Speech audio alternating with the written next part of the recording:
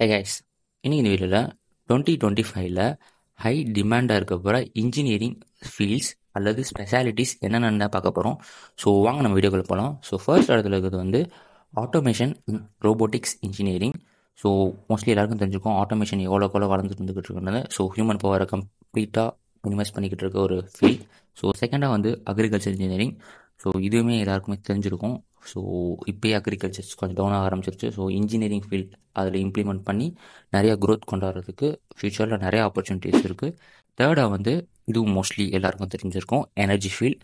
So alternative energy side நம்ம இப்போ நிறையா ரிசர்ச் பண்ணி மூவ் ஆன் ஆகிக்கிட்டு இருக்கோம்.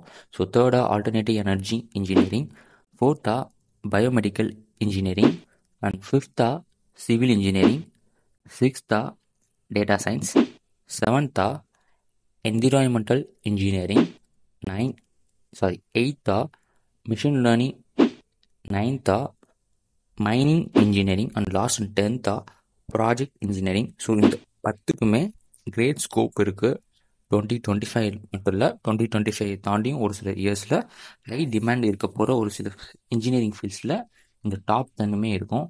ஸோ இதில் மோஸ்ட்லி இந்த டாப் 5 ஆர் இந்த டாப் 10ல் ஒரு சில ஃபீல்ட்ஸ் வந்து ரொம்ப பர்டிகுலராக ஃப்யூச்சரில் பெரிய ஸ்கோப் இருக்க ஒரு இன்ஜினியரிங் ஃபீல்ட்ஸ்.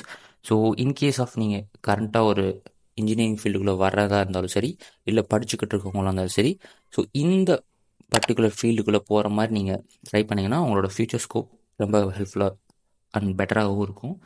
ஸோ அவ்வளோதான் கைஸ். இந்த வீடியோ பிடிச்சிருந்தா லைக் பண்ணிக்கோங்க. அப்படி நம்ம வீடியோ சப்ஸ்கிரைப் பண்ணிக்கோங்க. நெக்ஸ்ட் வீடியோ பார்ப்போம். பாய்.